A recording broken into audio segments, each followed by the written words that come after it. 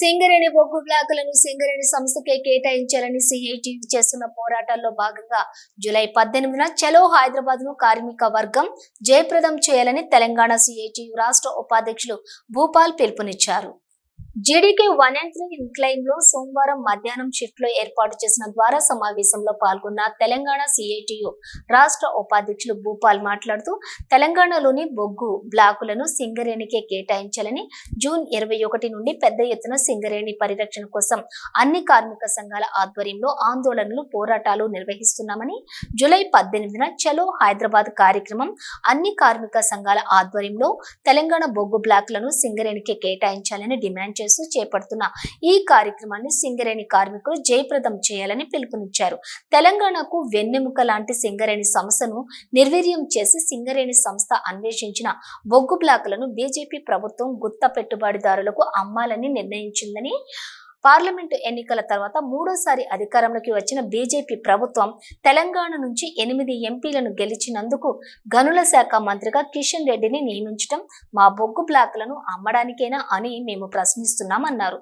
సింగరేణి ప్రభుత్వ రంగ సంస్థగా ఉండటం వలనే కేంద్ర రాష్ట్ర ప్రభుత్వాలకు డివిడెంట్ రూపంలో దాదాపు బీజేపీ ప్రభుత్వం గత 10 సంవత్సరాల నుంచి ఇటు రాష్ట్ర ప్రభుత్వానికి అటు కేంద్ర ప్రభుత్వానికి 49,000 కోట్ల రూపాయలు చెల్లించిన ఘనత సింగరేణి సంస్థకు ఉందని అన్నారు.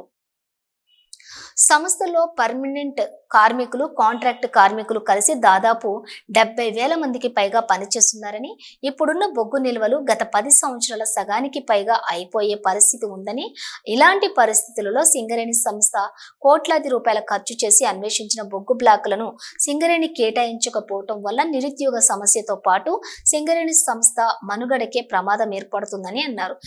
కార్మిక వర్గానికి ఒకటే చెప్పదలుచుకున్నాం, ఈరోజు సింగరేణి సంస్థ ఒక ప్రమాదంలో పడిందని చెప్పేసి మనం గమనించాలి.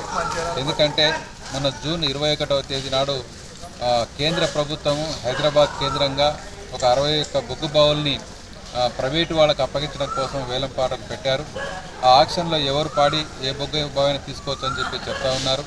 కాబట్టి సింగరేణి కూడా వేలం పాటలో పాల్గొని బొగ్గు బావులు తీసుకోవాలని చెప్పేసి వాళ్ళు కోరుతూ ఉన్నారు. ఈరోజు కార్మిక వర్గం అంతా సిఐటి ఇతర సంఘాలన్నీ కలిపి ఒక ఆల్ ట్రేడ్ యూనియన్స్గా ఏర్పడి ఈరోజు ఒకటే ప్రధానంగా డిమాండ్ చేస్తున్నాం. సింగరేణికి సంబంధించిన ప్రాంతంలోని బొగ్గు బావుల్ని ఈ ఆక్షన్తో సంబంధం లేకుండా డైరెక్ట్గా కేంద్ర ప్రభుత్వం కేటాయించాలని చెప్పేసి డిమాండ్ చేస్తూ ఉన్నాం. ఎందుకంటే ఈ 61 బొగ్గు బావుల్లో మన గోదావరి పరివాహక ప్రాంతంలోని మంచిర్యాల జిల్లా పరిధిలోకి వచ్చేటువంటి శ్రావణపల్లి కోల్ బ్లాక్ అనేటువంటిది కూడా దాన్ని ఆక్షన్లో పెట్టారు. దాన్ని ఆక్షన్లోకి వెళ్ళి తొలగించేసి మన సింగరేణికి అప్పగించాలని చెప్పేసి మేమందరం కోరుతున్నాం. సింగరేణి కార్మికులంతా అదే కోరుకుంటున్నారు. ఈ సింగరేణి ప్రాంతంలోని 6 జిల్లాల ప్రజలు, రాజకీయ పార్టీలు అందరూ కూడా అదే కోరుకుంటున్న పరిస్థితి కూడా మనం చూస్తూ ఉన్నాం. అందుకే శ్రావణపల్లి కోల్ బ్లాక్ని సింగరేణికి కేటాయించే విధంగా ఒత్తిడి తీసుకురావడం కోసం కార్మిక వర్గం తరఫున ఈ యొక్క పోరాటాన్ని కొనసాగిస్తూ మన హైదరాబాద్లో సింగరేణి భవన్ ముందు ధర్నా కార్యక్రమం చేశాం. ఇక్కడ జీఎం ఆఫీసుల ముందు కూడా చేశాం, కలెక్టర్ ఆఫీసుల ముందు ధర్నాలు చేశాం. అలాగే అన్ని కార్మిక సంఘాలు కలిసి రౌండ్ టేబుల్ పెట్టి మొత్తం రాష్ట్ర వ్యాప్తంగా పెద్ద ఉద్యమాన్ని కూడా చేస్తూ ఉన్నాం. చాలా కాలంలో ఈ సింగరేణి ప్రాంతంలో సగం బొగ్గు బావులు మూతపడేటువంటి పరిస్థితి ఉంది. ఇప్పటికే అండర్ మైన్స్ అన్ని ఒకటి క్లోజ్ చేస్తూ ఉన్నారు. వాటి ప్లేసుల్లో ఓపెన్ కాస్ట్ గనుల్ని ఈరోజు నడిపిస్తూ ఉన్నారు. కాబట్టి ఆ రకంగా భవిష్యత్తులో కోల్ మైన్స్ అన్ని మూతపడిపోతే ఈ ప్రాంతంలోని నిరుద్యోగులకు ఉపాధి దొరికే పరిస్థితి ఉండదు, ఉన్న కార్మికులకు ఉపాధి దొరికే పరిస్థితి ఉంటుంది. కాబట్టి సింగరేణిని పరిరక్షించుకోవడం అనే యొక్క బాధ్యత, ఈరోజు లాభాల్లో ఉన్నటువంటి సంస్థ ఇది. కేంద్ర రాష్ట్రాలకు డివిడెండ్ రూపంలో 1,000 కోట్లు కడతా ఉన్నాం. వేల లక్షల మందికి ఈరోజు ఉపాధి కల్పిస్తున్నటువంటి సంస్థని కాపాడుకునే బాధ్యత సింగరేణి కార్మికులు కూడా తీసుకోవాలి. గతంలో 2019లో 4 బ్లాకుల్ని ప్రైవేటీకరిస్తామని ప్రకటించినప్పుడే మొత్తం కార్మిక వర్గం సంఘటితమై తిప్పికొట్టి సమ్మె చేసి ఆ రకంగా కేంద్ర ప్రభుత్వం మెడలు వంచి దాన్ని కొన్ని ఆపినటువంటి పరిస్థితి మనం చూస్తూ ఉన్నాం.